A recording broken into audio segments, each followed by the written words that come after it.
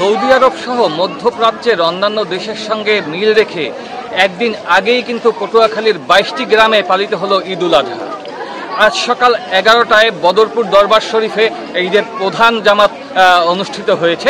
এখানে সকাল ৮:৩০টায় এই যে দরবার শরীফের সেজ ইমাম তিনি ঈদের জামাতটি পরিচালনা করেছেন।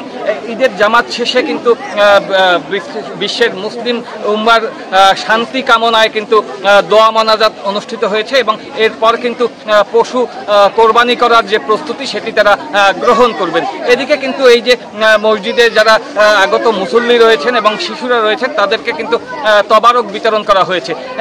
এখানকার যারা মুসল্লি আছেন তারা কিন্তু আমাদেরকে জানিয়েছেন যে ৮৫ বছর যাবৎ কিন্তু তারা এই যে বিশ্বের মুসলিম উম্মার সঙ্গে মিল রেখে এই একদিন আগেই ঈদুল আজহা এবং ঈদুল ফিতরের নামাজ তারা আদায় করেন। নির্ভরযোগ্য সূত্রে খবর পাওয়া মাত্রই তাদের জন্য রোজা এবং ঈদ এবং কোরবানি ঈদ যে আমরা আজকে ঈদের নামাজ আদায় করলাম বদরপুর দরবার শরীফে।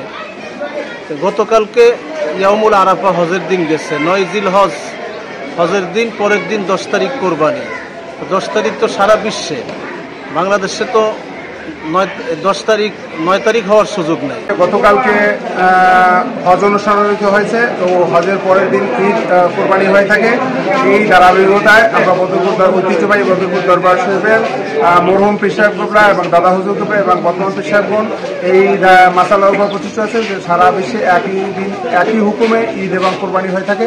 এই হুকুমাতে আমরা আমাদের আজকের কার্যক্রম, আজকে ঈদের নামাজ আদায় করছি, এখন কোরবানি হবে। আজকে ঈদ আমাদের আনন্দ লাগে, আমরা সবাই খুশি আছি। পৃথিবীর যে কোনো প্রান্তে সাবধাকার সংবাদ পাওয়া গেলে তাই আমরা এই অর্থে বদরপুর দরবার শরীফে বিগত ৮৫ বছরের ঊর্ধ্বে এই দিনটি এভাবেই পালন করে আসছি। আমরা এই সংবাদ পেয়ে তাই এবছর ২০২৫ সাল আমরা এই ঈদুল আজহার নামাজ আদায় করলাম বদরপুর দরবার শরীফে।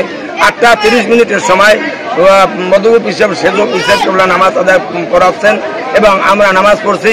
মিলাদ মোনাজাত হয়ে গিয়েছে, এখন গরু জবাই হবে।